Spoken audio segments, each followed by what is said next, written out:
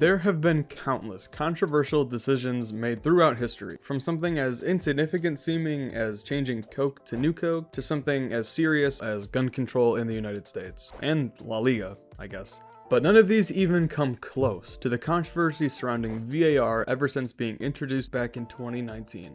And since that introduction, there's been near endless controversy surrounding both VAR and those officiating it themselves. First off, let's start with Brighton. McAllister scored this absolute wonder goal, only for it to be disallowed. Now, pretty much the ball is played off to Mbwepu, who's offside. He tries to bicycle kick it. James Justin, he headers the ball, and it rolls out to McAllister, who just absolutely rifles it into the corner, only for it to be ruled as an offside by Mbwepu moments later. Think about it from McAllister's standpoint, because realistically, Mbwepu being offside literally means nothing in any capacity because he doesn't make contact with the ball, he doesn't affect the run of play, he doesn't do anything. He pretty much just tries to do a standing backflip and just falls. James Justin still gets a header on the ball, but apparently officials decided that it didn't provide James Justin enough of an opportunity to actually get to the ball and maybe play it in a different way because maybe Mbwepu was obscuring or not allowing James Justin to fully approach the play how he would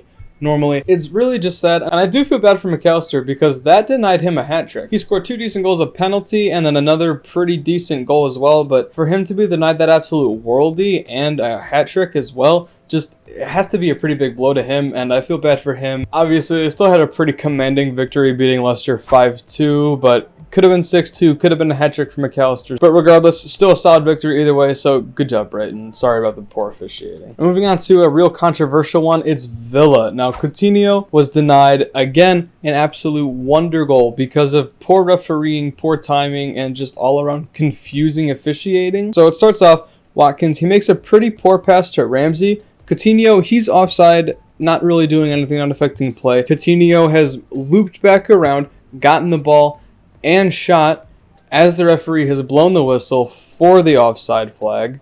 And it's just inconsistent, poor refereeing. There's no reason for that flag to be up. I don't understand what the reasoning is. And again, it's a game where Man City were saved by a controversial VAR decision. They have a very, very high track record of this. For it to go 1-1, potentially 2-1, if not for a controversial VAR decision, is insane. But just another one of the many poor decisions from all around the ground this weekend. So next up, we got the Newcastle Crystal Palace game where a goal was ruled offside for a goalkeeper literally running into a player. Let's just actually dissect and go through this Newcastle goal. There's a beautiful, beautiful free kick into the box. Chris Wood receives the ball, and then in that same motion where it's being headed in, Crystal Palace's goalkeeper runs, dives forward, hand out, barrels into a Newcastle player, takes them both down in that process. Based on that description, is it fair for that goal to stand? The goalkeeper went out of his way to go for a challenge that put himself on the ground, and because of him ending up on the ground, by his own actions, the goal was apparently disallowed. If that's the case, we're just going to start seeing every single goalkeeper running into players, so goals will get disallowed. Now moving on to another pretty easy decision that it's a complete miracle, at least for me because I have him in my fantasy team, that he was able to escape a red card is Virgil van Dijk with this absolute howler of a challenge on Unanu, who should have signed for fucking West Ham, by the way. The fact that he chose Everton over us is mad. You know what? I don't feel bad. He deserved that. He deserved that challenge from Van Dijk. No, I'm joking. Look at this and tell me that that's not a red. There's not even that much to say about it. Like, just look at it. The referee should be able to walk up to the screen, look at this picture, and go,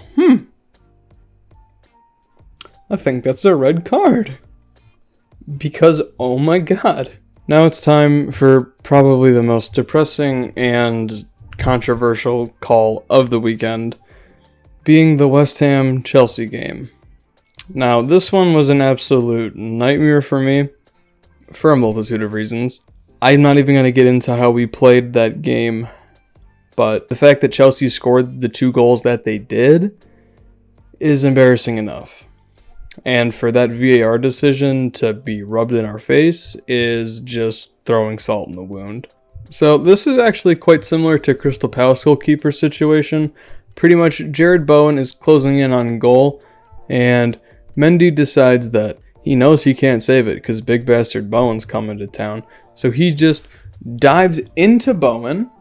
Bowen, credit to him, tries to get over Mendy, jumps, just hits him with 1 foot as he's going over, because realistically, what is he meant to do?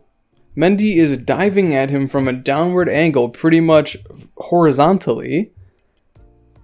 He can't just teleport up. Mendy just pretty much introduces himself into that space and just barrels over Jared Bowen. And then he milks it like he got shot. He's laying there like he's in the trenches of World War I. And after that, the ball is deflected off, falls to Maxwell Cornet, not even a few minutes after Ben Chilwell scores an absolutely ridiculous goal. Cornet scores this, and it equalizes. I understand that they're going to pamper towards the goalkeepers in these situations, but this is not the way to do it.